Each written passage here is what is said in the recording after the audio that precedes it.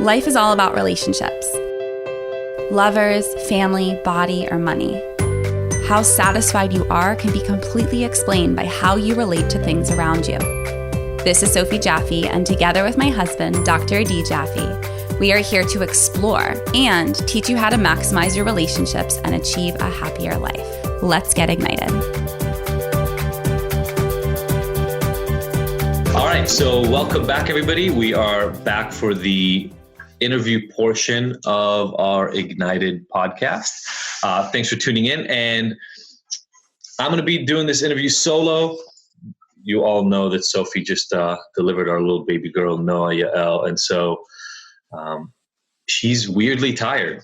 I can't fathom that being a thing, but I also didn't have to deliver a baby and I'm not breastfeeding right now. So I'm gonna let her rest. And it gives me a really great opportunity to check in with our guest today. We've got Melissa Hartwig today from Whole30, but you know, when I met you, Melissa, I didn't meet you as part of Whole30. I met you at Revitalize from Mind, Body, Green, and we got into these really deep conversations, as always happen there in the desert. But I thought maybe you can intro yourself to our listeners in whatever way feels natural to you. Oh, I like that. I don't think I've ever done that on a podcast before. I love it. So I am the co-creator of the Whole30 program and the author of 6, soon to be 7 books about the Whole30. Wow. So that's kind of my day job. I've been running the Whole30. It's been around since 2009. But on top of talking about Whole30 and people's health and habits and relationship with food, I really like talking about tangential well-being and health topics. So I'm a speaker about things like, self-love and entrepreneuring and finding balance and what that means in today's busy modern world. I talk a lot about addiction and recovery because I'm a recovering drug addict. So the recovery population is very near to my heart. Yeah. I'm talking about how, people's relationship with food impacts every area of their life. I talk a little bit about making it work myself as a single mom and an entrepreneur, trying to find the balance between sleep and exercise and family and friends and all of that stuff. So I think that's a good, really long-winded intro. No, not long-winded at all. And perfect, because I didn't really want to, Ignited, the podcast and the company in general is all about relationships. And I didn't want to limit this conversation to Whole30. I mean, I know it's a huge thing for you, but if I remember from our conversations before, even the way that came about was because of your own personal experience. It came about because of your own struggles, your own really seeking of what was going to heal me, what was going to make a better life for me. And you already mentioned so many of the points, so I'll kind of touch on them, but then I'd love to go through them. I know, again, we share pretty similar stories in terms of our past, at least. And then this idea that you can go really far down and be really miserable and look for a way out, relatively hopeless, and end up in a situation that you're in right now, which is this leader of a wellness movement. And what I love about that is, I mean, once we talk about the story, it becomes pretty clear that was not obvious 20 years ago. 20 years ago that you were going to end up here they were not this, part of the same story. So no. Can you walk me through that? I mean, I know you mentioned addiction, that's part of my story as well. I'm thinking we're going to end up with how Whole30 even came about, but do you mind? Let's walk through that story a little bit. Yeah. I was a pretty well-behaved, good, studious kid, got, straight A's. My parents were still married. My mom stayed home with us and worked. I had a very typical, middle-class childhood. But at 16, I experienced some sexual abuse at 16 at the hands of someone who was very close to me, a caregiver. And I didn't know how to process that. And my family was very big and Catholic and of the mindset that if you just didn't talk about it, it didn't exist. And I really struggled with that incident and kind of how to handle it, and kept looking for ways to take myself out of it. And I tried drinking alcohol in high school, and that didn't work. I tried, restricting my eating, and that never suited the need or filled the hole. And when I found drugs, my senior year of high school, that was it. I had found what I was looking for to sort of escape from what I had been going through. And that kind of sent me off and running on about a 5-year period of pretty serious drug addiction. I did go to college. I was functional for a long time, but I ended up having to drop out of school. I went to rehab. I got clean for a year. I went back to using for a little while. I mean, it's not ever a linear path. Yeah. But when I got out of rehab the second time, I knew intuitively that I had to change everything about my life in order to stay clean. And that was really all I wanted in my whole life, was just to stay clean. That was my only goal. And that's when I started exercising and paying attention to what I ate. I changed the music I listened to. I changed the places I hung out. I changed my friends, certainly. I got rid of some clothes. Like, I really adopted this idea of a growth mindset, that I was now a healthy person with healthy habits. And that's kind of where the exercise and nutrition stuff started to play in. Fast forward to 2009, and the Whole30 was just really a 30-day self-experiment designed to help me figure out if I could improve my training and recovery. Let's eat squeaky clean for 30 days and kind of adopt like a paleo kind of mindset and see what would happen. And instead, in that experience, I was able to identify all the ways that I was now using food the way I used to use drugs, which was such an eye-opening experience for me. I had no idea that food had replaced that in terms of punishment and reward, and to self-soothe, show control. Yes. Yeah. And it was such a powerful, transformative experience that I decided to share it on my training blog. And that was really the birth of the Whole30. So cool. So cool. And what I love about it is so many of the pieces that you're talking about are, completely aligned with the way that I work with people facing addiction anyway, and mirror my story, right? So this idea of, I'm going to experiment and work on being a different kind of person. I don't know who that person is yet. I don't know what will work, but I'm going to keep practicing. You talked about mindset, and that's a huge piece of it. I'm going to keep practicing what it would feel like to be otherwise. I mean, I know when I got out of jail, I remember I told myself, I'm going to do whatever it takes not to get back in that place. And I didn't know what that meant. I was just writing this in an article yesterday.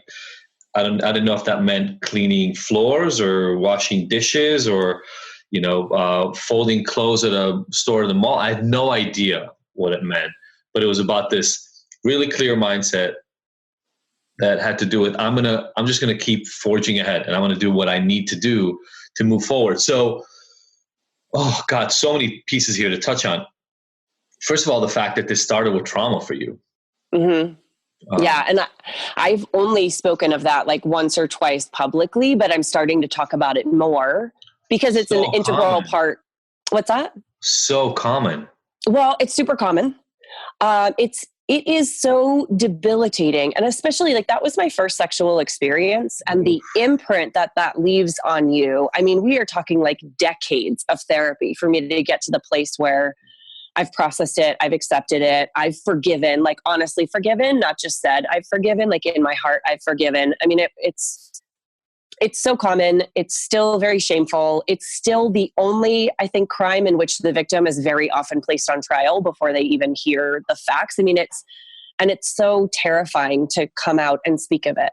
So I felt like being willing and able to share a bit of my story, or start to, hopefully will, even if people aren't ready to find their voice, like I have a voice. So can I speak for those who can't right now? Yeah. And I mean, you talk about it pretty clearly, obviously, here about how that was a real fork in the road for you. Like life was not going the way that it ended up going before this event happened. And I think that's what a lot of people forget, is they've gone through trauma and then their life falls off the deep end. And 6, 7, 8 years later, they start identifying as this damaged person who's never been okay and has been, if I can just be blunt, has been fucked up their whole life, etc. Yep. But they're discounting the impact, the power, the force of having something like that happen to you. Yes. It took me years to arrive at the idea that I'm not actually broken. I can't tell you the number of years I spent describing myself as broken, like up until relatively recently. And I think in my head, I thought, this happened, I was 16. I'm in my 40s now, like get over it. And I think people want you to get over it because they don't know how to deal with it or process. Like my family did the best they could, but how do you handle something like that when, you know, it was a family member and then it's your daughter and like, it's so complicated and difficult and shameful. And like, it's one of the most difficult things I think to process. Yeah. And I can't fathom because I've never gone through it myself. I've had, you know, the mini traumas that I had don't compare to that, but I hear that from, I would say almost every single female client I've ever worked with has had something like this happen to her. And you're right. There's such a taken on of the responsibility for it having happened. And you're at 16. I mean, some girls as young as 8 or 9 years old are taking on responsibilities if they did something in it. But then it changes your world perception. I mean, in a really obvious way, right? If somebody I'm supposed to trust and is supposed to take care of me does that to me, how can I trust anybody ever again? Yes. It has impacted every romantic relationship I've ever had. It's impacted relationships I have with family, with friends. I mean, there's nothing that this incident hasn't shifted in the rest of my life. It was so incredibly powerful. And until I acknowledged how powerful it was, I wasn't able to process it. So that gets me to the other piece, which is so important. I mean, I wrote down right after it, shame, right? So one of the main things that happens around, especially this sort of trauma, but almost any of these sort of experiences that get us to a way of life that is just not aligned with the way we saw ourselves going, right? Nobody says to themselves, and I don't know what the drug of choice was. I don't know if you mind sharing it, but was it?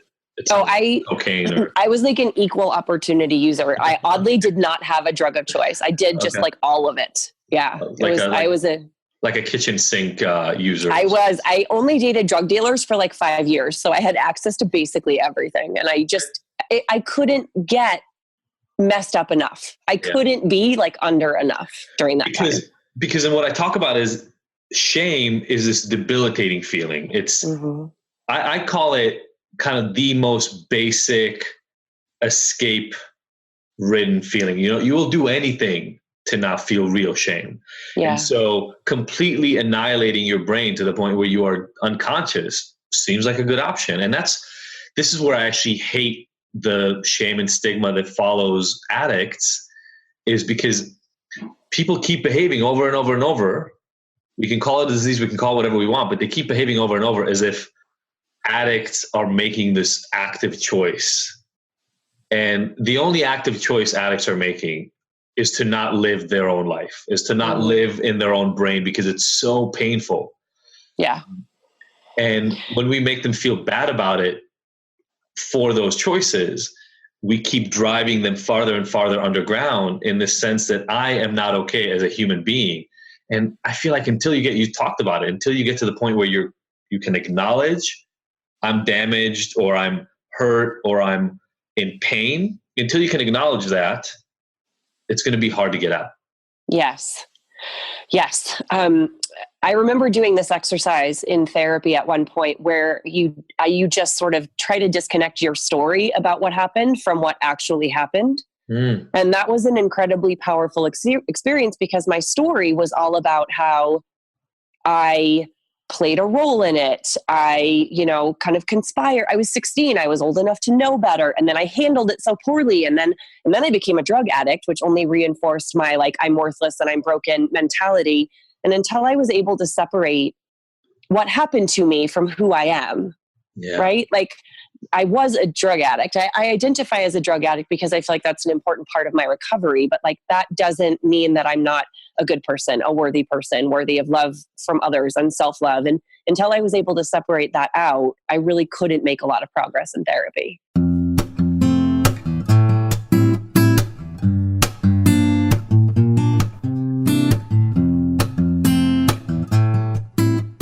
Welcome everybody back to the conversation piece of today's podcast. We have I say this every once in a while, but we have a ridiculously, incredibly special guest here today. We've got Marianne Williamson in the house with us. Thank you so much for joining us, Marianne. Thank you so much for having me.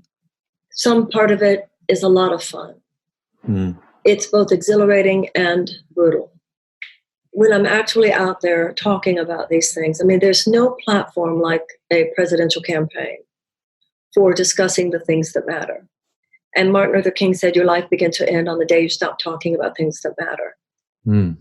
So the very fact that I can talk as a presidential candidate about what's wrong with our economy, about the things we were just talking about our environmental toxins, about reparations, about traumatized children, about war and peace, about the need for a World War II level mass mobilization to reverse climate change.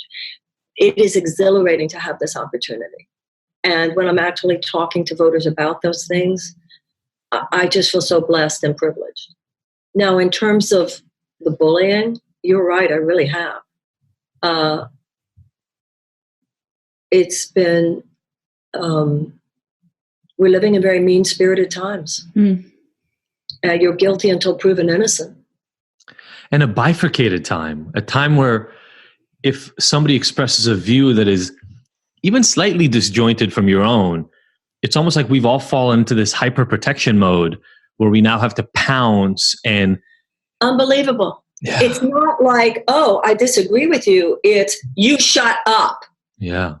This shutdown mentality is so horrifying. And we're all a bunch of emotional fascists these days. It's not enough that, oh, Ms. Williamson, I don't agree with you. It's you drop out now.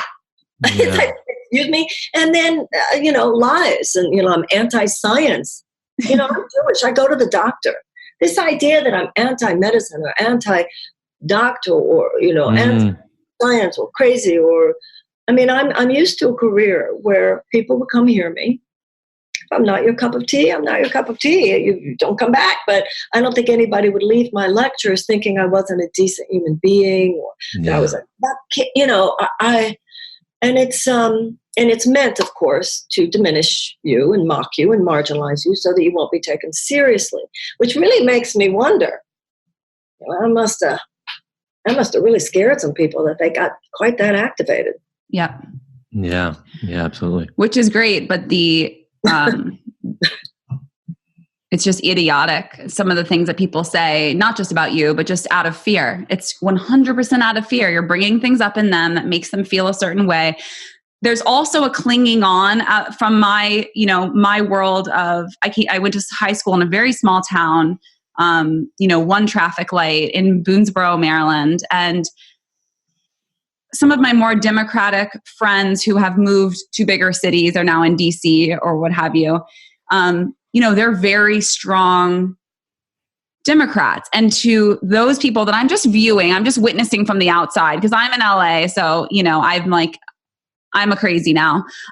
So what I've noticed is that I think it's out of fear in that way that there's no way someone that believes in crystals and that is in the spiritual world could possibly win. It's not even that there's an anti against your values or it's more like we need a candidate that will win. And this argument that but what about a candidate that we want to win? I'd like to speak to all of that. First of all, no one has ever seen the word crystal in any of my books. No one has ever seen me with a crystal on.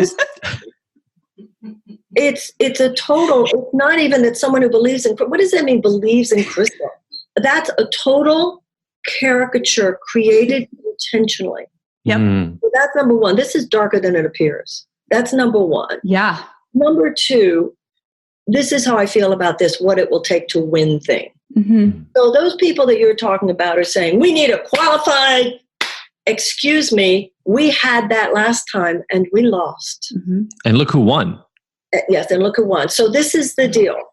Donald Trump is not just a politician, he's a phenomenon. If we just approach this campaign with traditional political strategy stuck somewhere in the late 20th century, I propose that we are going to have a more difficult time winning.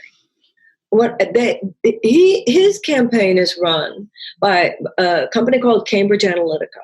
Now, Cambridge Analytica, they were there last time. They will be here this time. Now, hear me when I tell you this. This is a military-grade propaganda weapon. Mm. It was designed and created for warfare purposes. It rests on techniques of manipulation, triggering, reaction. They deal with data, even from shadowy data sources. Their capacity to manipulate is unimaginable. And what that level of fear-based propaganda can do is it can dismantle reason. Mm. Now, the only thing that can override that is love. So when your friends say to you, oh, she's just silly and what y'all are about is so unsophisticated, actually, they're naive. We're more sophisticated. We're not we personally, but this mindset is actually more sophisticated because it's positing that a cohesive political narrative based on a loving perspective is the power most able to override him. You tell your friends that the two most successful political movements of the 20th century were the Indian independence movement, based on nonviolence philosophy as articulated by Gandhi, and the civil rights movement in the United States, based on the nonviolent philosophy, because Dr. King went to India, studied it, and brought it back. Mm. So the idea that we're just silly people. We're just silly people. We just don't get the real world. No, excuse me, we're the ones who do get the real world. Yeah. We get that underlying all of this are dimensions of consciousness and psyche and psychology and emotion. The fact that the Democrats didn't understand that last time was the problem. Yeah. The fact that the Republicans didn't understand it that time was how they got Trump. So I don't know what these people are so proud of, that they have no listening. 100%. So what's happening here is like watching a car crash in slow motion. It's very unfortunate, but once again, so when they say we want somebody who can win, I would hope that you would suggest to many of us, we believe she's the one who has the best chance of winning, because she it's homeopathic. It's homeopathic. He's not just coming from the mind, neither am I. And do you see what I'm saying? Yeah. I think we bring more tools in our skill set. Hell yeah. Yeah, I mean, people believe that the answer to that is, but she can't win, is actually, she just might be. I don't want to say the only one who can, because it's so important, whoever the Democrat is. But we have to stand up with a very unabashed confidence. Lives. We have to transform consciousness, because we have to do more than just defeat Donald Trump. We have to do more than just not go over the cliff. We have to get out of the vicinity of the cliff. And if all we do is defeat him electorally in 20, then those same forces will be back at the midterms in 22 and be back in 24. Mm. So we're talking about a deeper level of transformation. The fact they talk about crystals and stuff is just to distract us from the depth of this conversation by making it appear as though it's shallow. And again, right, I mean, I've got to say, I mean, this feels to me, the entire climate, the political climate, the world that we're living in right now feels very 1984-ish. The whole idea of doublespeak and just literally, I don't know, man. Everybody keeps writing this guy off as being an idiot, and yet he keeps following and has very particular techniques to make everybody doubt their reality over and over and over, so that he gets to write it in whatever way he feels like doing it. And he's using the tools incredibly well. And that's all part of the propaganda machine that I was mentioning. You are absolutely correct. And that's why, Mom, didn't mean to interrupt you, but No. Yeah. And what I was going to say is to bring somebody in who you can't not play the same game. You have to play in the same game, because if you're playing a different game, he's going to keep winning this one. And what has been shown to us over and over and over is fear mongering. And I'll bring it back to bullying, right? Just manhandling and kind of putting down and destroying the entire entity of anybody who dares step in your way is very reminiscent of those 8th grade, 10th grade bullies who just get in their pack and, bulldoze anybody against them. And go on. Please.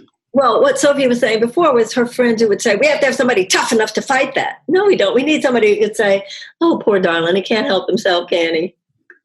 Totally.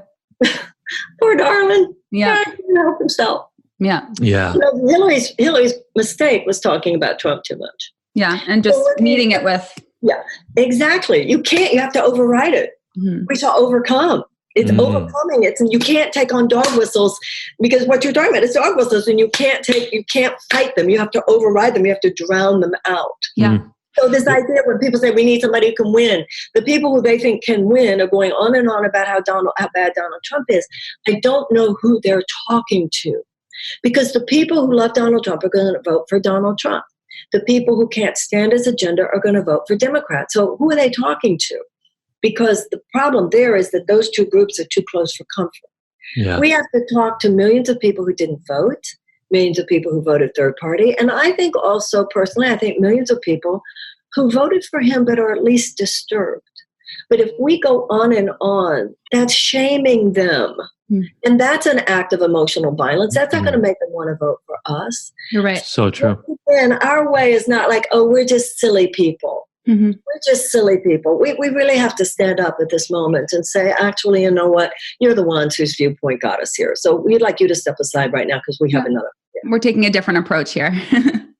Was there a moment that made you, because you ran for Congress, that was, again, the same sort of, in the same milieu, right? Like you have to surround yourself and worry about fundraising and all the same things you have to worry about that are the less fun part of doing this work than connecting with the people.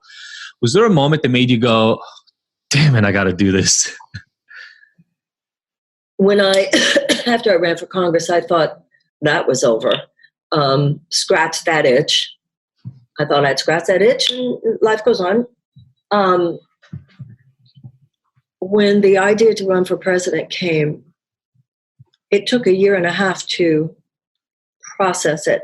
I didn't think it was going to be fun and games. But knowing that if you put your finger in the socket, you're going to get an electric shock is still different than feeling the electric shock. Yeah. So the bullying, as you said, and it is bullying, has been, it's tough at times, but so what? This is very, very serious business. And I think when you are getting people's support, encouragement, money, you owe it to stand in your strength and just keep going.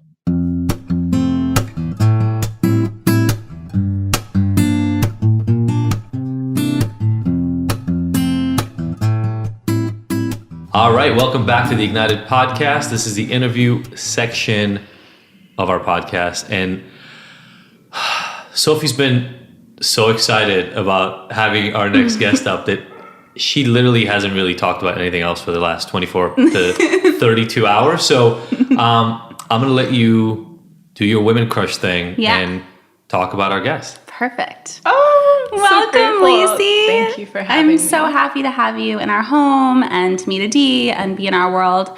I feel like we've been connected for years, totally. Maybe way more than that, but something. Way more than years. Millennia. Eons. Several lives.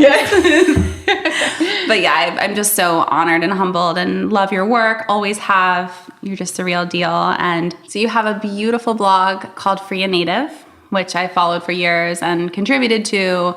Recipes, wellness, all the things, so much inspiration. And then also you have a new series, the Unblock series and Manifestation. And I can't wait to talk and delve into all of that. But you are a huge inspiration, and I'm so honored to have you on International Women's Day. Oh, I know. The perfect person to be with. Not a coincidence. For you. Well, thank you so much, too, for saying that all. And obviously, it's all mirrored back to you. And it's been so beautiful to watch, as I'm sure you've watched mine, but your growth in these last, 5 years, 3 years, something crazy. Yeah, I feel like we've known each other at least 5. Yeah. And been on the same path of just supporting each other and watching each other grow and changes. Yeah. So I'm so thankful. And thank you for all of that. Let's get into it. Let's get into it. So look, it's kind of cool, right? I feel like in a few different ways, I get to, in this interview, be more the observer and the absorber, maybe.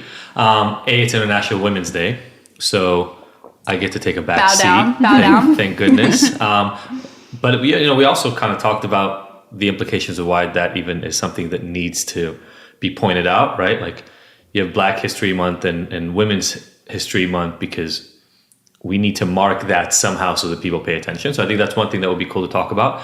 The other piece that, Sophie obviously talked about already quite a bit, though, was this idea of manifestation that is obviously a really big part for you. And I can speak as the representative for all the normal, I'll call them, people in our listeners, the general population people.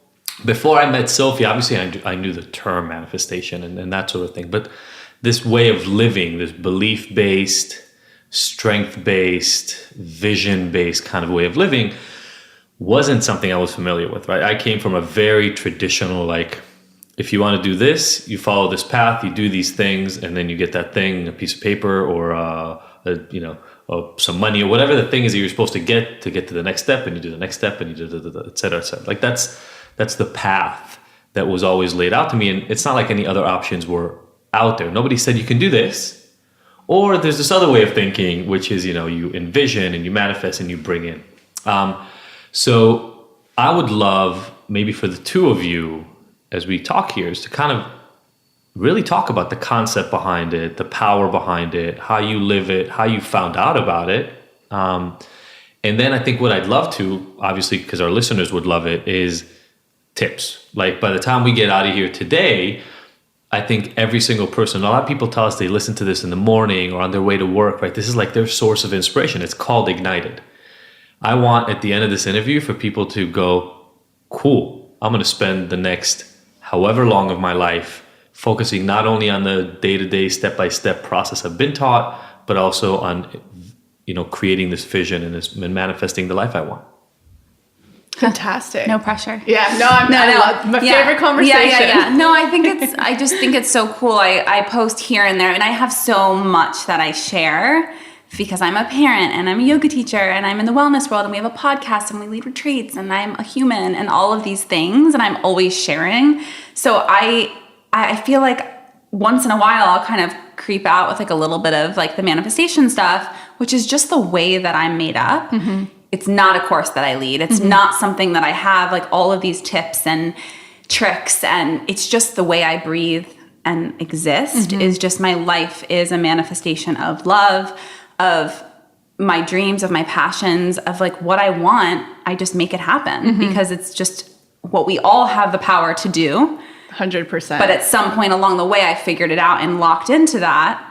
I think I was a teenager because I read the 4 Agreements and just realized how much our reality is a dream and how we get to create that reality one step at a time, one breath at a time, one action, one thought, most importantly, one thought at a time. So to me, it's like, I can't wait to offer these tips from you because you've done the work and you already offer this as a course and you already offer this to your clients. And I just think it's so powerful to be able to say, oh, because obviously there's visualization and all sorts of different things, but you've already kind of got it down. So I'd love to have you start by just sharing like how you stumbled into all of this kind of work, and then we'll get into the serious into the gritty work. Gritty. Yeah. So I'm an interesting, like both of you and everyone on the planet, like we all grow up with our programming, the reality that the road that we're supposed to carve out in which we'll be loved and successful and, people will appreciate us. So for me, what actually drew me into the world of manifestation was when I was acting. I think I was 17 when I first moved out here. And so I had this family intuitive because my mom's always been really into that. And she, like every actor, I think you want to control your monetary experience and money and stability. And so she said, get this book. It's called The Game of Life and How to Play It. Follow it to a T and you'll manifest everything you want. And so I'm a Capricorn moon, so I did. I followed the whole book. I still have it with all of the underlines and everything. That's awesome. And nothing happened. And then I started to, because I was like, well, it introduced me to the power of being able to control our reality in some sense of the word, or have a control over carving out our reality. So that took me down all the other rabbit holes of The Secrets and the Hicks books and all the things, and I read them all.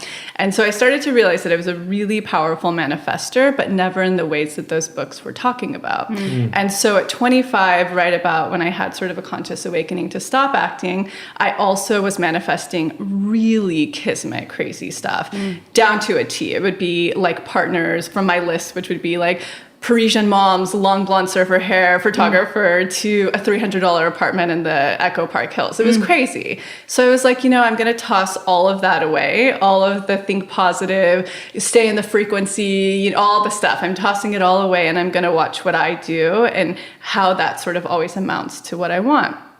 And what I really learned, and so my process of manifestation differs pretty immensely from everything that's sort of out there. So sorry to interrupt. So you feel like you tossed out everything that you learned, and then you wanted to look at how you were already manifesting what you wanted. Yes. So you were like, let me see how I do this. 100%.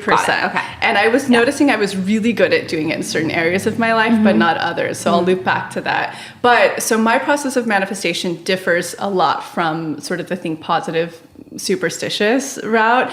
It's a big bridge between neuroscience meets psychology with a little bit of spirituality on top of it. So it's all about the subconscious mind. It's all about healing the inner child. It's all about working through your shadow. Because what I started to realize when we manifest that stay in the frequency of manifestation, all that means is our self-worth is aligning with what we're calling in, that worthiness, and that we're not settling for anything less. I love That's that. when we create magnetism. Will you say that again? Yeah. So what I realized is that basically stay in the frequency, or the what do they call it? The vortex. Like when you're in the vortex, that thing that's always a term thrown around. What that means is that you've grown your subconscious self-worth, your limiting beliefs, to match and expand into what you're calling in. Therefore, you're connecting with one another. You're not settling for anything less. This is what I love about this, right? So I come totally from the neuroscience side and the psychology side. Which I want to have that conversation because I've been meaning to check out. No, 100%. I mean, I literally just wrote,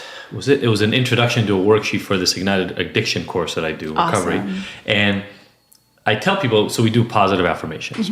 And positive affirmations, the way I explain it, is not about positive thinking, but rather about the fact that for most people who come to me, their internal language, their mantras, I would have never called them mantras until like 7 years ago, but their mantras are negative, primarily. They constantly see how they're screwing up and who they've fucked over and who's mad at them and what's wrong with them. Totally. I'm lazy, I'm stupid, that keeps going, right? Yeah. And what I tell them is, look, your brain is a set of neurons, a network that does what it knows how to do. And reinforces. And so just like working out at the gym or whatever it is that you do, your muscles of how to speak ill of yourself have a lot of practice. And if we're going to change that, we have to start actively doing something different. If you don't actively change, and the thinking is active also.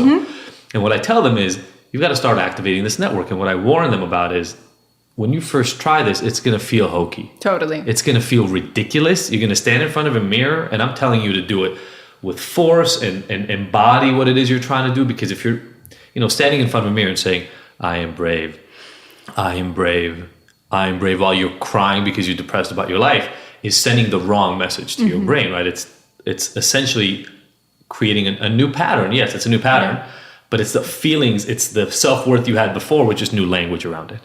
So I walk them through the process, but what I tell them is, you need to show your brain partially how to get to where it is that you want to go to in an active way. And it's one of the it's one little piece, but people come to me for help with addiction, and then they get really surprised that I don't talk to them about their drug use, or I don't talk to them about their porn use, or whatever it is.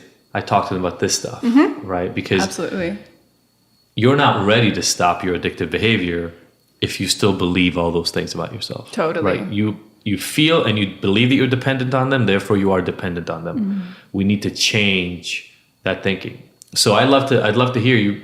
You talked about a lot of language I don't know anything about, by the way. Vortex, no idea. Yeah, good. It's better not. I like when people have because I feel like one of my biggest missions is to demystify superstition around manifestation and to make it incredibly practical. Love that. So that's why it's like, I'm so grateful to talk to somebody who doesn't understand. Well, that's why language. We make such a good team on this podcast specifically and in life, is because we're we have a lot of foundational things that make us the same and ground us in who we are, how we parent, how we show up to life, like the similar like passion that runs through us.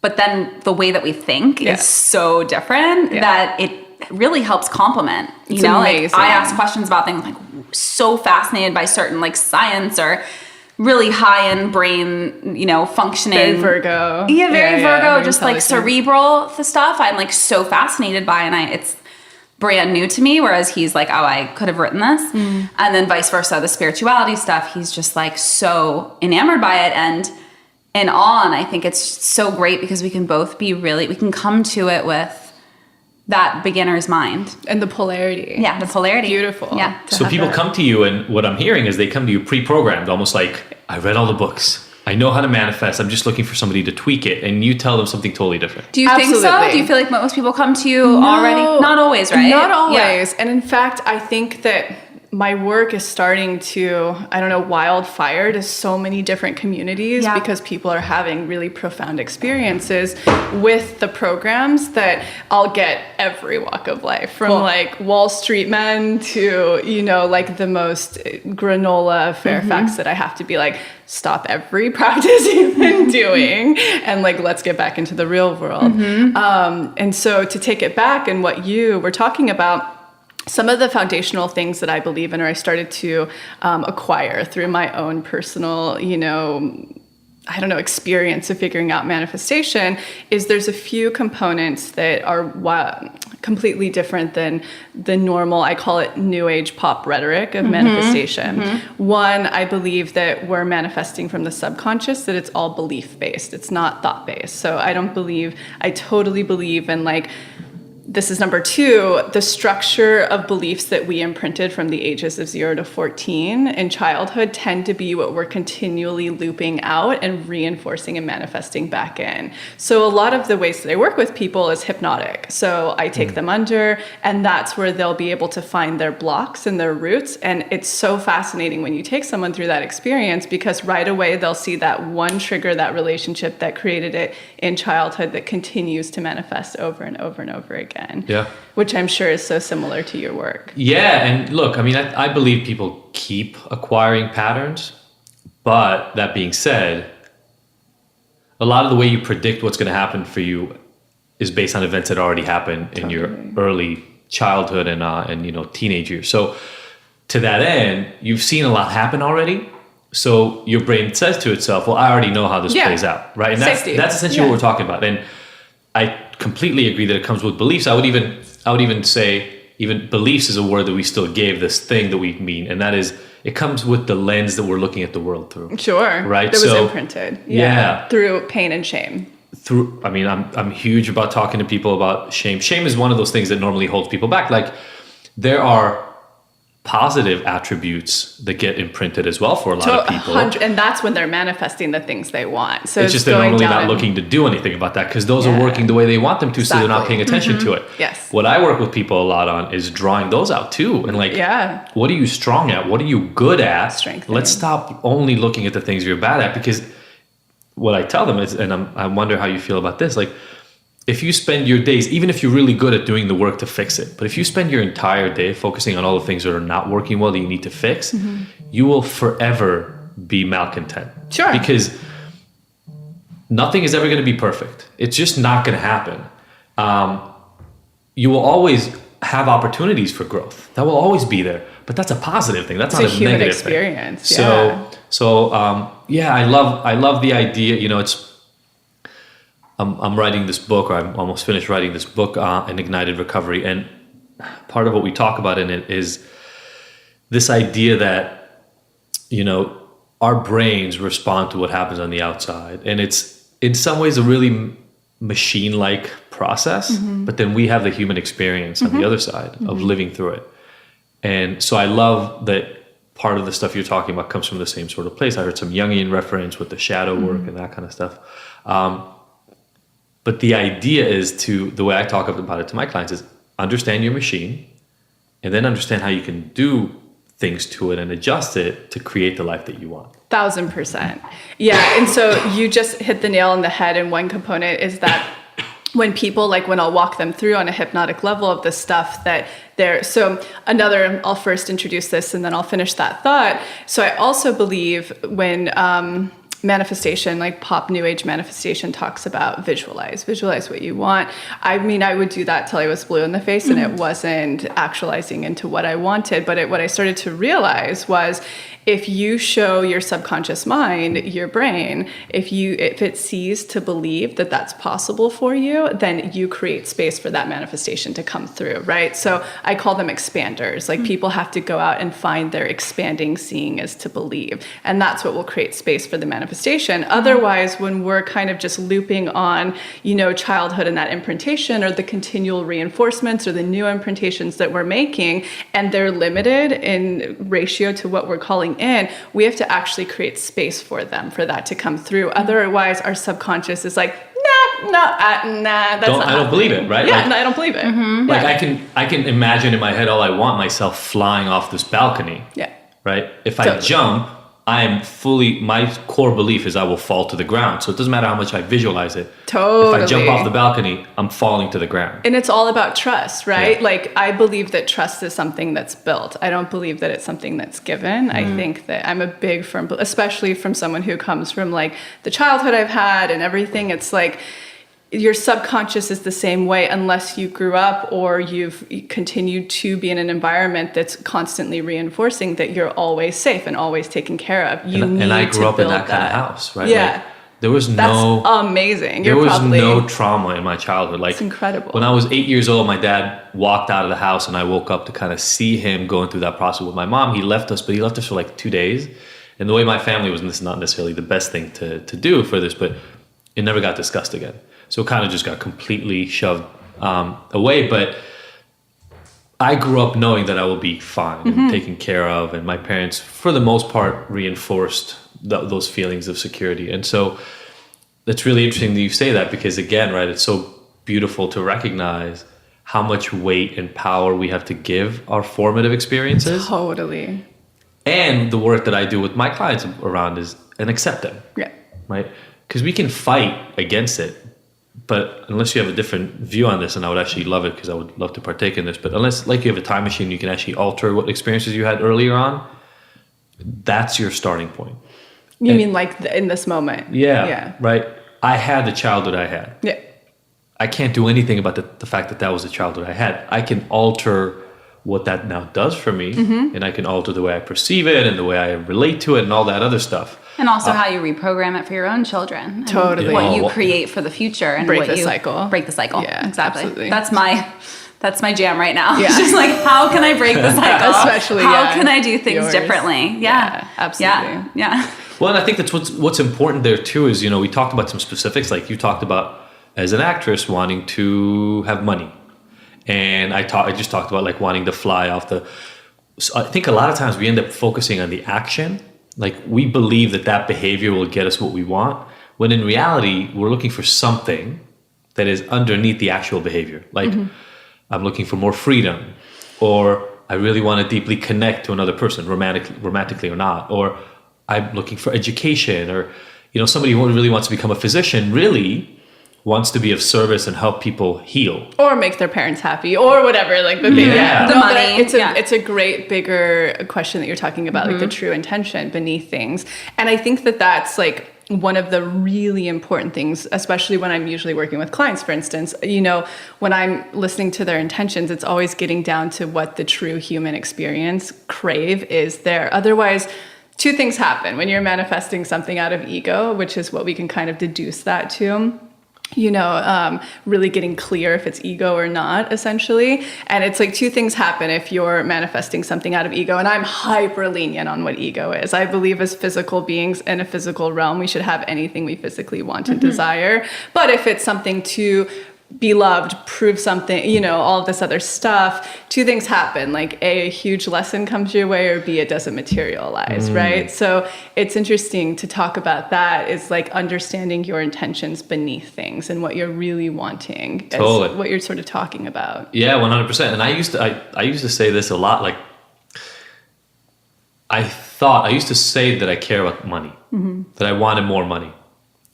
And because I've been able to get most of the things I've wanted in life, at some point I went and said, you know what? Maybe you don't care about money as much as you think you do, because you're not ending up with it.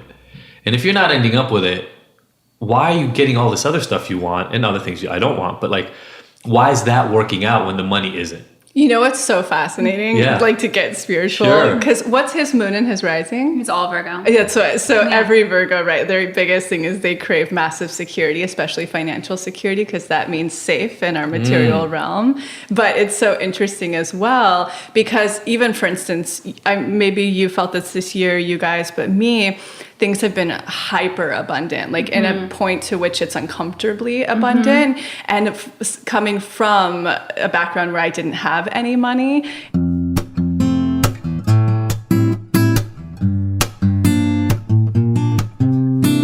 So I'll be honest, normally I do a little intro and we tell everybody welcome to the conversation piece. But first of all, we're so deep in conversation at this point that I'd rather just keep going if it's okay. I'm a happy camper, whatever way you would love to do it. I'm happy to be here with you. And I also am very happy that we have an opportunity to present this to the followers that you have because it gets the message out. 100%. And so I'll say this. I was told about your book at a conference, and I was told about it actually, and we can maybe get back to this somehow, but I was told about it as an intro to somebody this person was a Psych K practitioner, and so they wanted me to learn about the concepts behind. I'm okay coming back to Psych K at some point and talking a little bit about that, but I would much rather talk about the knowledge and the information and the experience that you had with Margaret after, but also leading up to, the writing of this book and moving from such a purely physical science way of thinking and being. I mean, you are a biologist. Like a cell biologist is probably as close to bench work where you are constantly focused on the mechanisms of our world, right? The biological mechanisms of the world. And a happy student, to tell you the truth, because the things that I talk about now, they were shown to me by the cells I was studying.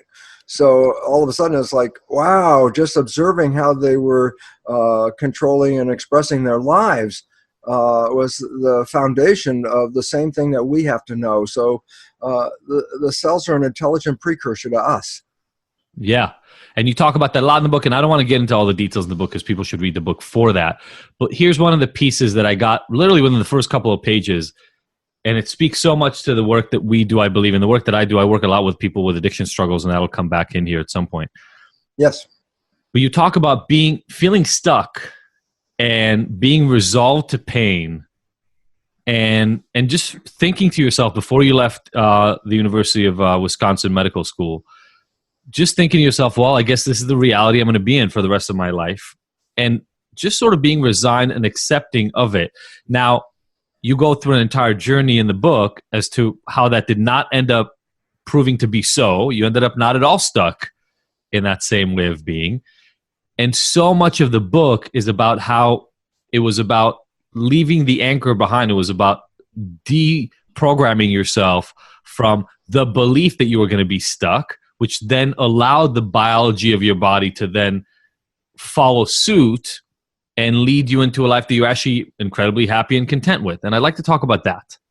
Yes, me too. I'd love to talk about that because I have two lives on this planet, the pre-awareness life and the post-awareness life. And that's like so radically different from each other. And the resolution of the post-awareness part is like, wow, once this happened, let's put it this way. Prior life one, I was out searching, trying to grab things and bring them into my life. Second life, after all this awareness, I just stand here at the doorway and it all comes to me. And that's like, wow, what a hell of a difference between struggle existence and then the joy of fulfilling and manifesting without even the sweat or effort in that level once we change this consciousness. And as I was saying before we went on, that's where I think, Sophie, I wanted you in on this conversation because you live that way.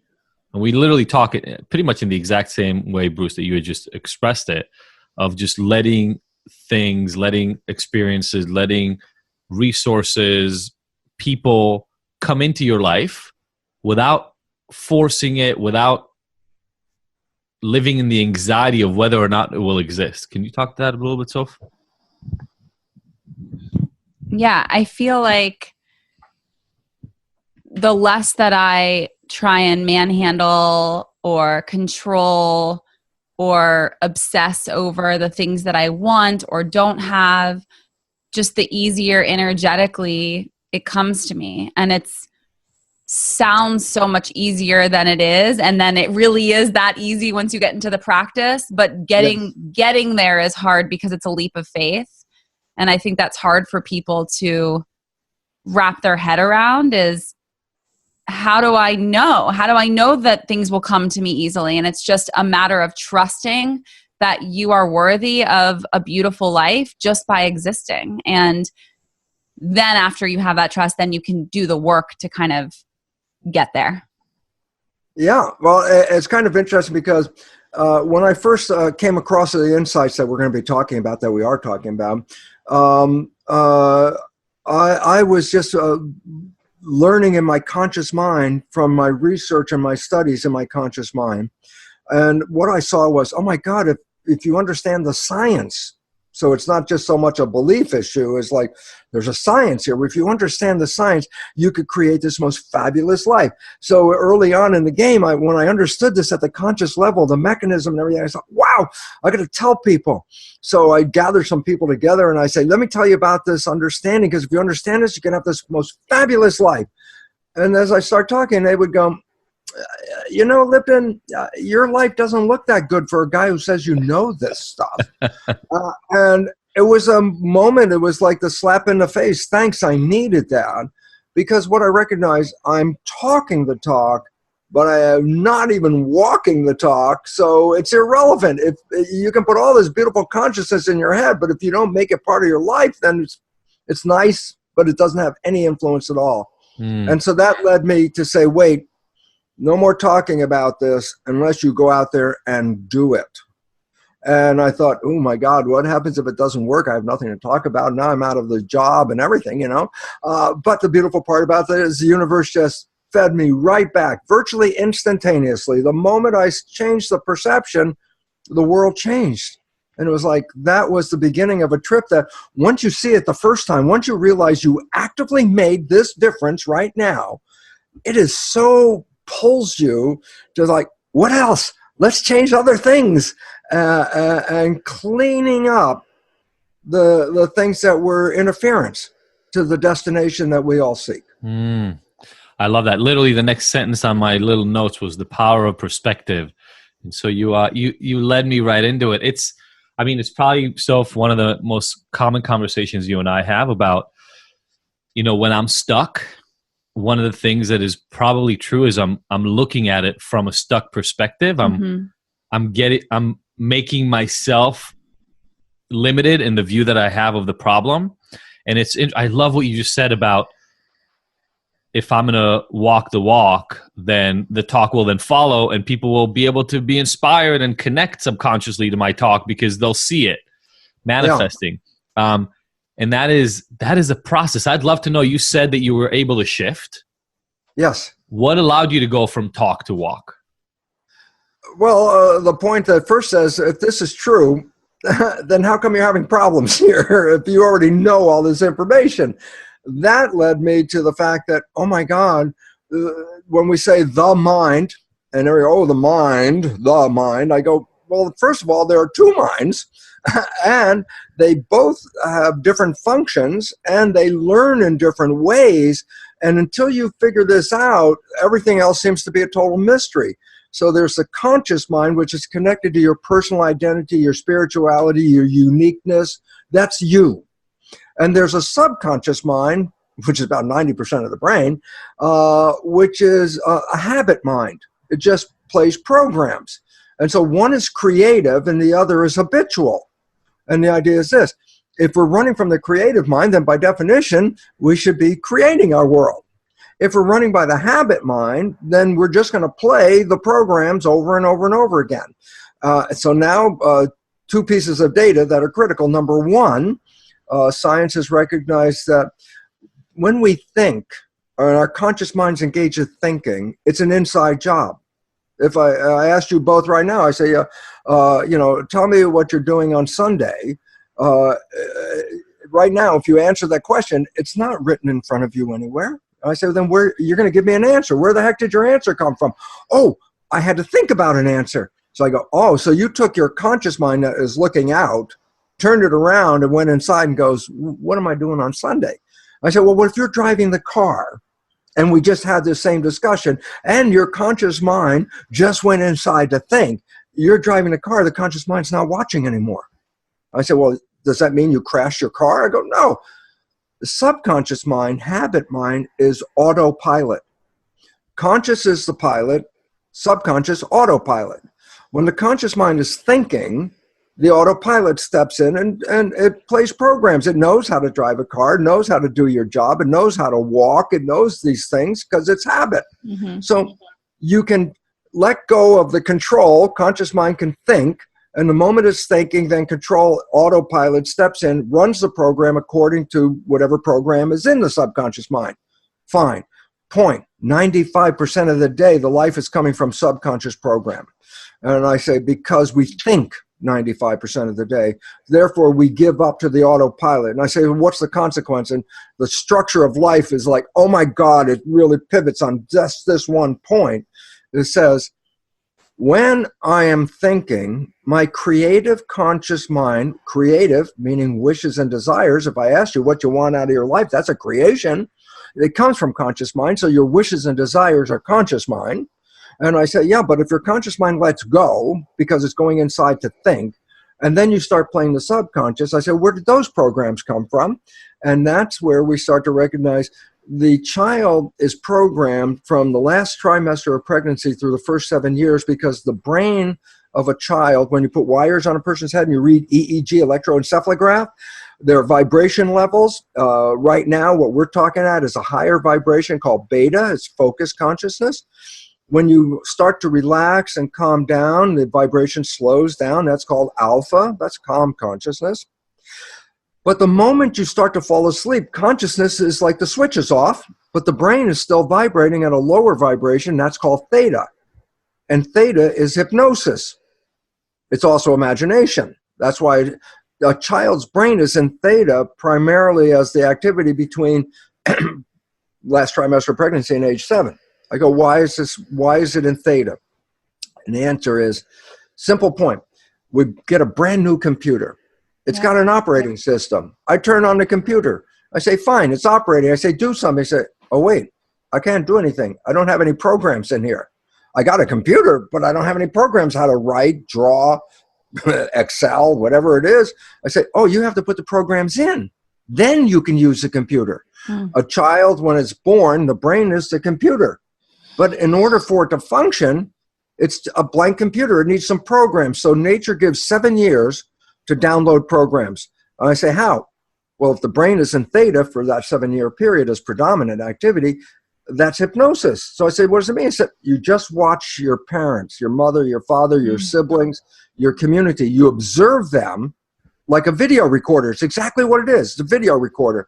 Downloading, but conscious activity didn't start yet. So you're downloading, bypassing consciousness, not even there, straight into subconscious. So you're downloading programs into the machine. So when you become 7 and you start to operate from consciousness, you've got some abilities. Okay? So I go, well, so what's the issue?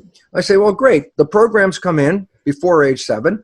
They're downloaded by observing parents or siblings or community. So are they your programs? No. You're observing other people's programs. And if they have a defect in their program, guess what? You just downloaded that in your life too. So basically, when the subconscious is running the show, it has pre-programs in there that we got from other people. When consciousness is running the show, then consciousness puts its hands on the wheel and drives towards wishes and desires. When consciousness is thinking, autopilot, subconscious kicks in and plays the program. The same story I've told 30 years in lectures, and I will continue because there's no better story to explain just what happened right there, and that is this. You have a friend, you know your friend's behavior very, very well, and you know your friend's parent. And one day you see your friend has the exact same behavior as their parent, so you feel obliged to say to your friend, hey, Bill, you're just like your dad, and back away from Bill. Because immediately Bill's going to go, how can you compare me to my dad? I'm nothing like my dad.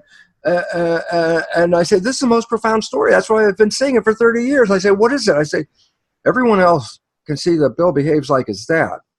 The only one who doesn't see it is Bill. I say, the reason is biologically now simple. Bill got the program in his first 7 years by observing his dad, downloaded that behavior. Fine.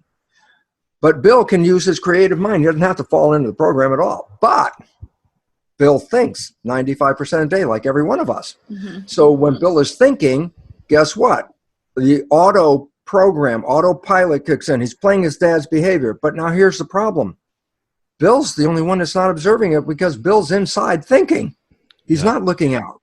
So whatever programs are coming out, 95% of the day, Bill, don't observe it. And if those programs are good, great. And if those programs are negative, that means 95% of the day you could be sabotaging yourself, and you are the only one who would never see it. That leads to a very severe problem. It leads to the problem of victimization. I want to be successful. I want to have a great relationship. I want to be healthy. I want a good job. I say that's conscious creative wishes. Then you go through your life. None of it happens. And you don't see why. All you see is none of it happens. And then you have to go in your head and go, wow, I wanted to be successful. It's not working. The universe is against me. I am a victim. Why? I want to be successful. It's not happening. It's got to be the universe. Mm-hmm. And then I put the story of Bill in there and say, guess what? Universe never was against you being happy. It was 95% of the day you've been playing programs that are self-sabotaging, disempowering, and limiting. And that's 70% of the programs the average person gets from downloading family and community behavior.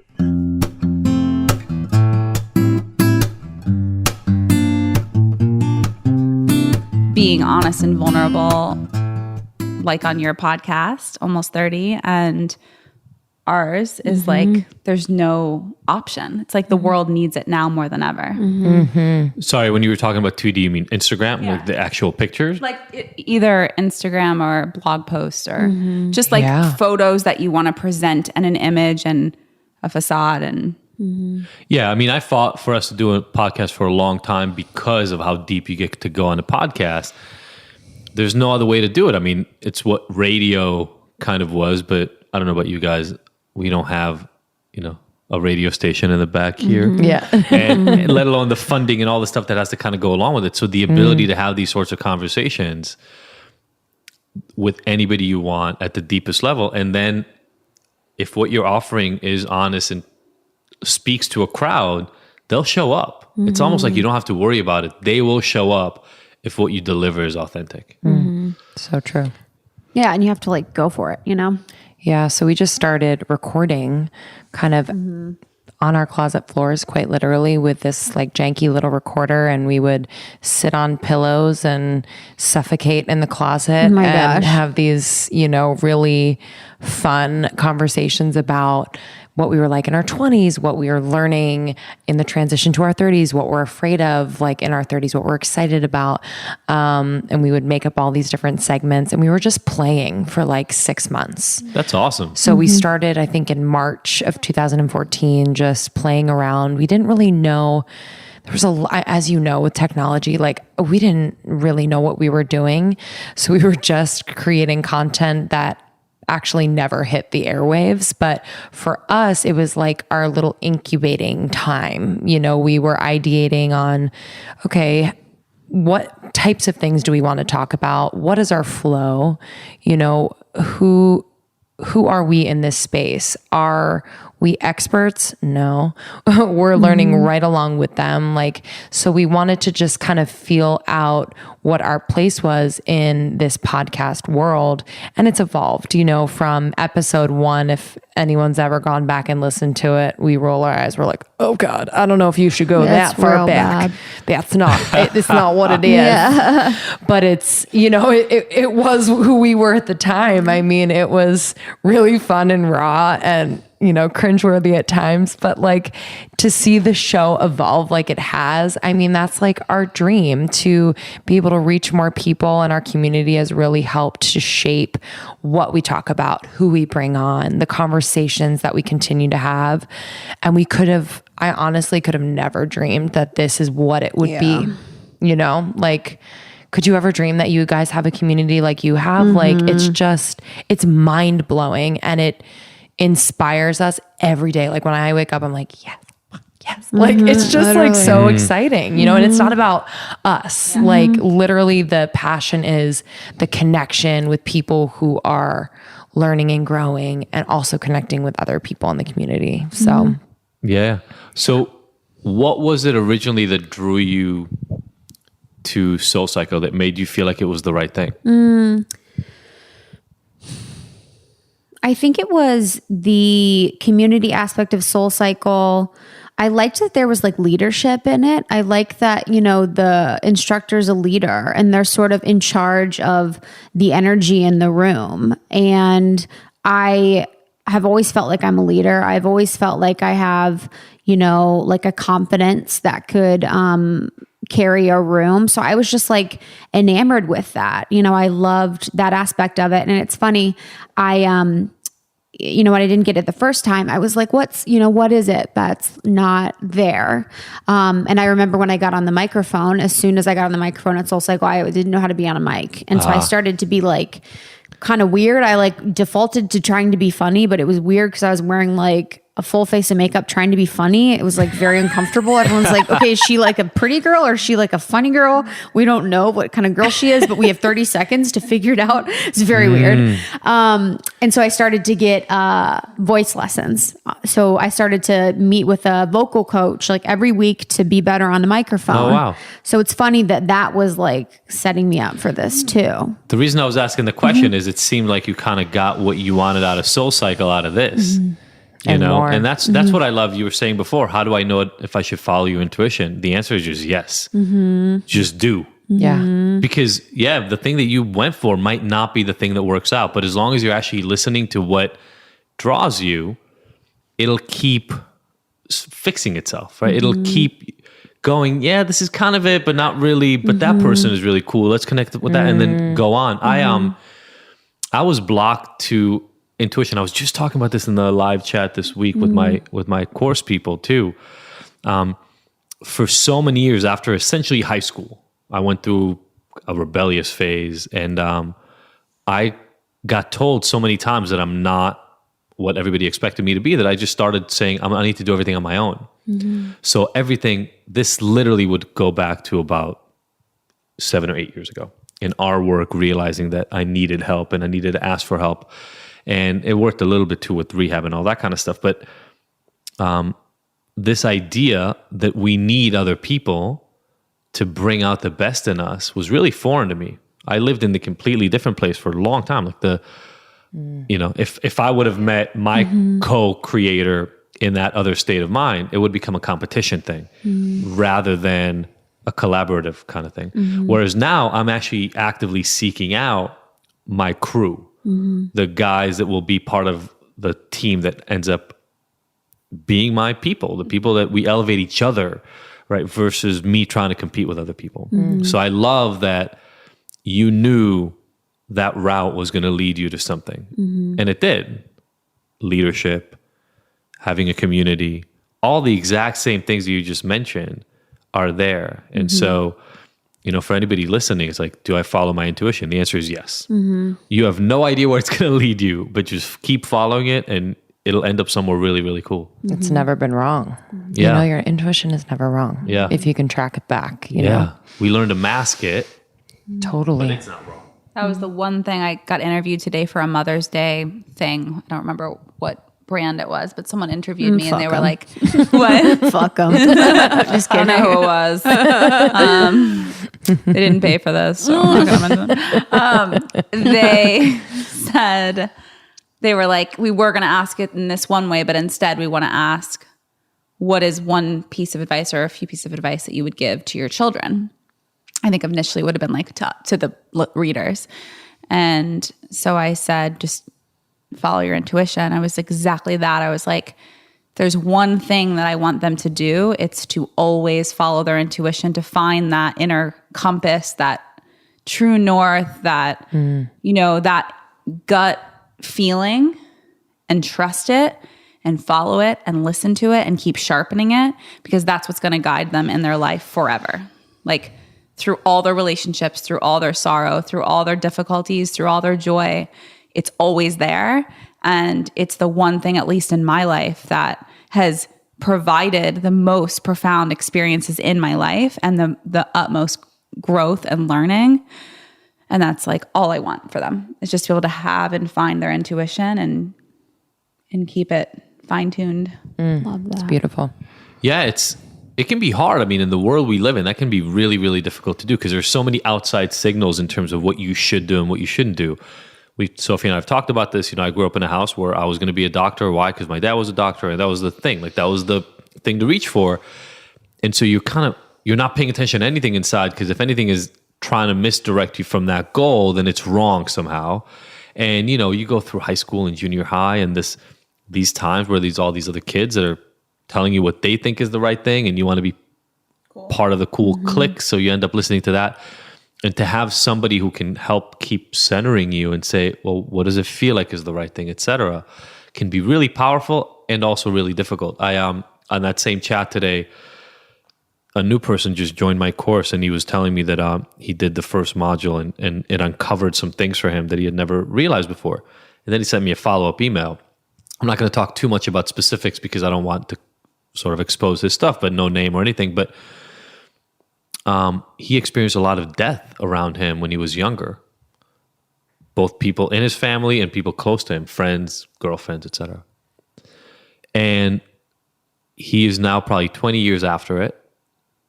And for 20 years has not at all addressed the fact that over a period of a year and a half, like 3 or 4 people in his life died, and it scared the shit out of him. And the problem is that if you don't listen to that voice, what you do is you end up spending all of your time trying to mask it. And that's when people get into drug and alcohol problems. That's when they start doing things with other people that they shouldn't do. That's when you start trying to run, because that intuition will always be that voice. You all know, anybody who's listening right now and knows what we're talking about has had that voice in the back of their head going like, turn around. You're going the wrong way, right? And you can choose to ignore it for as long as you want, but it'll keep being there, and it'll get louder and louder the farther away you get from where you're supposed to go.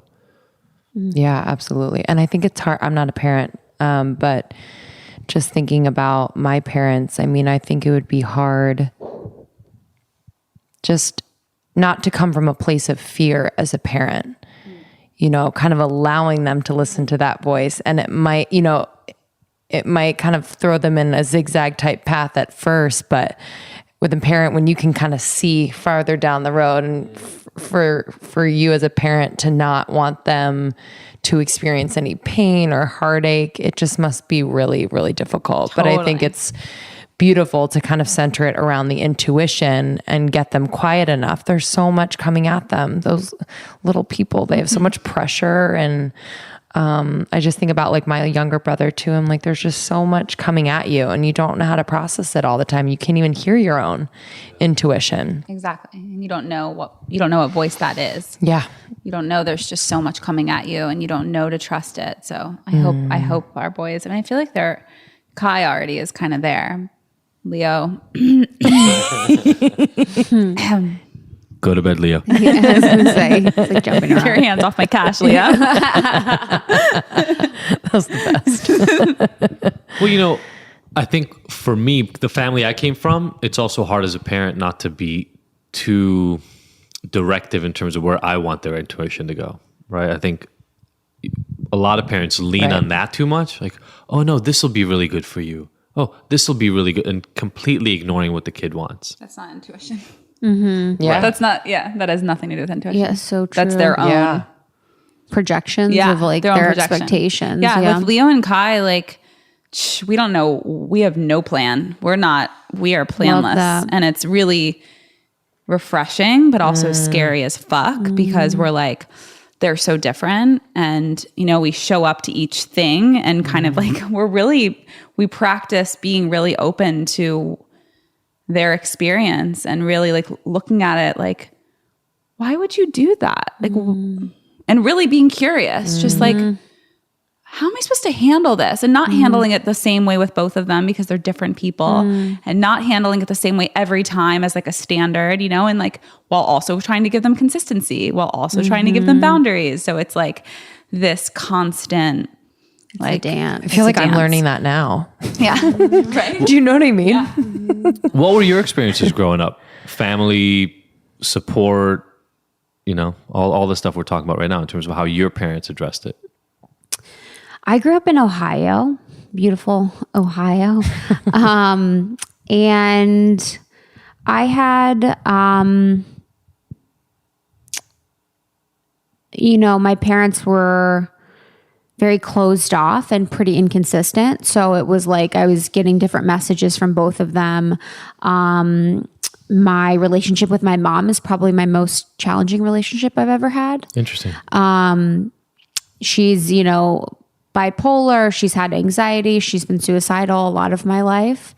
She was really it was really hard to understand. She never admitted it until we got older. So that was like a little bit challenging for me. And I never felt like I could completely be myself. I was like put in some sort of box, but my dad was like my shining light. He was always someone that I felt like I understood me. We always had a very special relationship. So that's kind of played itself in my life where I've had really good male relationships. I've always had amazing boyfriends, amazing guy friends. And, it took me a long time until I got older to like really allow women into my life and like trust women, that they weren't going to be competitive with me, that they weren't going to be judgmental of me, or that they weren't going to turn on me. Because you experienced that with your mom. Mm-hmm. Yeah. Yeah.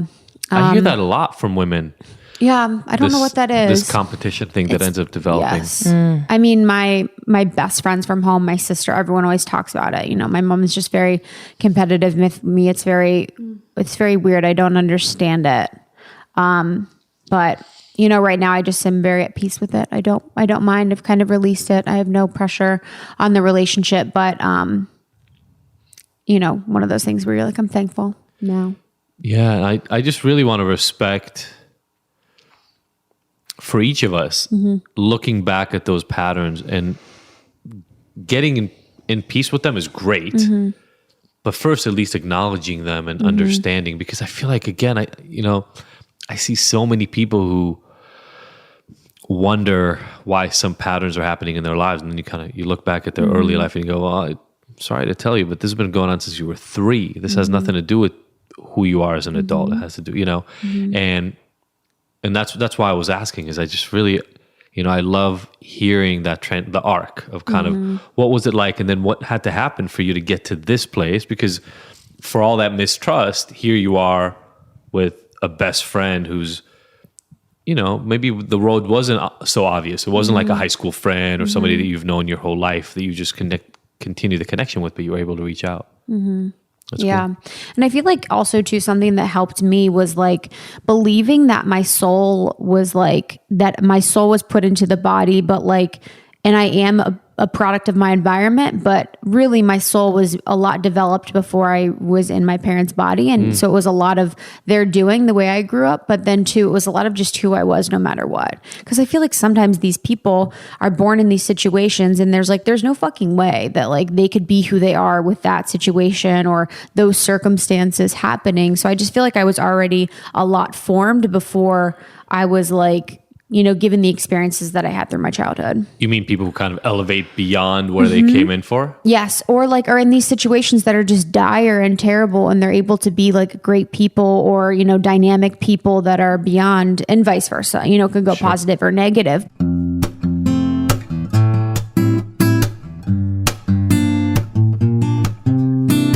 I'm excited for today's guest. We have Robyn Youkilis in the house. What? Visiting from Hey. the city. I still call New York the city.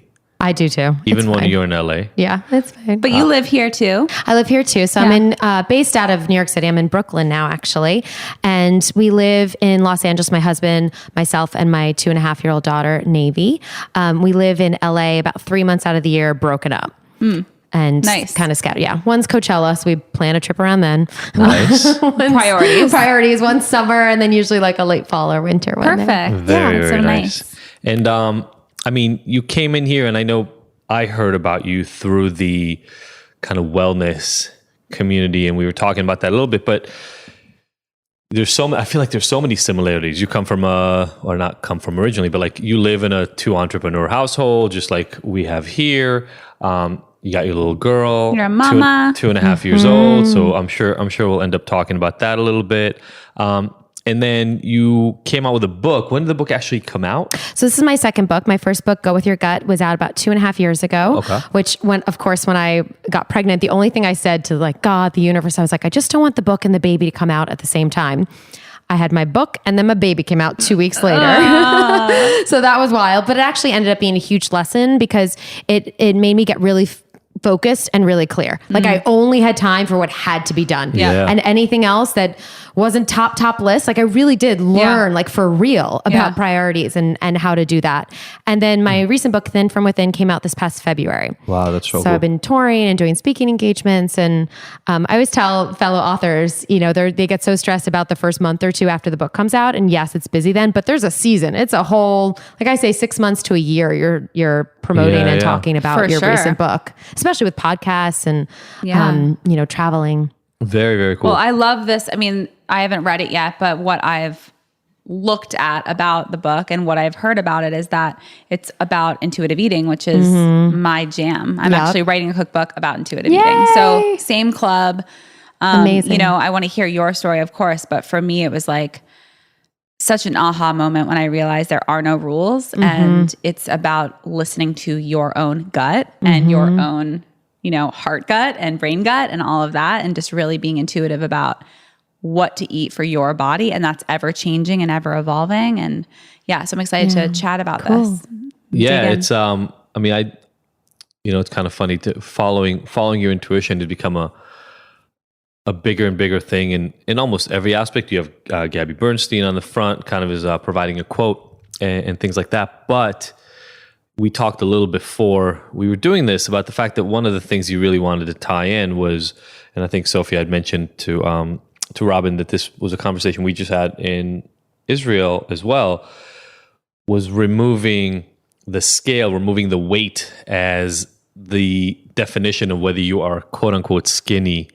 And to me, that comes with a lot more than just trusting your gut, irony and all, and then puns and all that in here. But also just the notion that when you say you want to be skinny, when you say you want to have money, when you say you want to have love, you're looking for something. You're looking to feel a certain way. And that if you start connecting to what that is, what you're actually looking to experience, you may find out that the result has nothing to do with 103 being on the scale, but instead with the way you carry yourself or how easy of a time you have walking up the stairs or playing with your kids or whatever that is. And Sophie, just literally, what would you say, a week and a half ago when you were walking in Israel, you'd mentioned again, I mean, I know we don't have a scale at home, but you mentioned again that it was right after Leo came out and you hit your goal weight that you actually made a conscious decision to get rid of the scale. Oh yeah, I threw it out because it makes me crazy. I had actually a sponsored person reach out, a company wanted to collaborate, and I did a prior collaboration for a beauty product for them, and they were like, oh, it did so well, we'd love to work on this next one. And it's a product that essentially is a scale. And I was like, I didn't write back for 2 weeks, and then I wrote back and I'm like, it's just not good for me. It's not good for, I promote not weighing yourself. I promote how do you feel, how do you want to feel from what you eat to how the clothes feel to how you look when you look in the mirror. And it's so much deeper than that. And I think for me personally, there aren't many things that make me crazy, but a number it made me crazy in both directions because I'd weigh myself, and I'm sure this is very common, but for me, my personal experience was I'd weigh myself, and if I was doing quote unquote well, then it made me crazy because I like either wanted to stay there and obsessively thinking about like, oh, I don't want to like make the scale jump, or it was above and then it would depress me the rest of the day into the next days. And it just isn't healthy. And with Leo, I had him and I quickly bounced back and quickly got to the goal weight like within 3 months. And it's because I was obsessively like recording my food in one of those like apps, Live Strong app. I remember like every day, like a bite in my mouth, like, and I'm so far from that now because he's 6 and I like immediately literally went outside to our backyard and dumped it in the trash. And I was I'm never getting it. I remember like the way that it felt that day. And I was just done. It was such like a physical, like it was metaphorical, but it was just like, I'm done. I'm dumping you. Like we are no longer in a relationship. So what brought you to this kind of different definition of thin? Yeah. So I had very fortunately had a very healthy, loving home growing up. My mom cooked homemade food almost every day. We had coq au vin. She made chocolate souffles. And so I always had a love affair of being in the kitchen and helping her cook. But what happened was I remember at 13 years old, my tushy popped out, my hips popped out, and all of a sudden I just didn't have this super slender, boyish frame anymore that I saw in all the magazines. And I was like, oh, I don't look like that anymore. Something must be wrong. Like this is bad. And I, again, starting a very early relationship with good and bad. And I remember picking up from the girls at school talking about dieting, and how little could they eat and what did they have that day. And I was like, oh, well, that must be the way. Wow. At 13? 13. I was so not aware of that stuff until I moved to LA. Yeah, no, I was so aware of it. I grew up on Long Island and I remember it was the bat mitzvah circuit because it was like boys starting to look at girls in a different way and girls starting to look at boys in a different way, and just being very conscious of my body and like what boys thought was hot. And what I just didn't think I was. And at the same time, I didn't really have a supportive place to talk about this. My mom didn't know how to talk to me about this. No one gives any kind of training. And, she just knew, well, you don't want to be, a bigger girl. That's your goal. So maybe you don't want to eat that right now. Maybe you want to pass on that cookie. And just this like a little bit of programming around what was okay and what wasn't okay. So you did talk to your mom about the fact that you didn't want to look or keep gaining weight. I remember gaining weight and she was like, well, maybe that means you shouldn't have some of those foods. And if your brother's having that, like a Stouffer's mac and cheese as a snack, like maybe you want to have some carrot sticks. This is her doing her best, right? She had no idea. Again, none of us are really routinely conditioned with any of this new ways that we talk about things now, which I'm so grateful to be having this conversation now, which is why I will go to every podcast and tell everybody who will listen, this is how you can have this conversation with your children. This is how you can have it with yourself, even to begin with. And then at the same time, I always saw my mother's always been naturally very slender. Food has never been an obsessive compulsive, category for her. On the other hand, my father always struggled with his weight.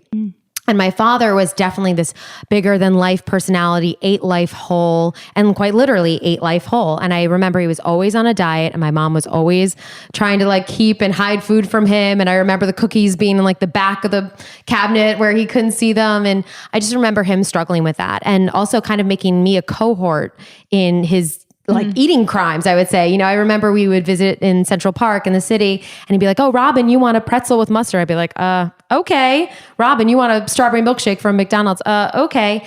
And again, none of this was bad. It was him doing his best, but it's programming in some way that I was like, okay, if you want to indulge, you have to hide this or you have to cover this up. Totally. And at the same time, I was gaining, a small amount of weight. I would never consider myself or classify myself as morbidly obese or, a large number on the scale. I'm going to be very conscientious of how I describe that, but I don't quite have the language yet, for the best way to talk about that.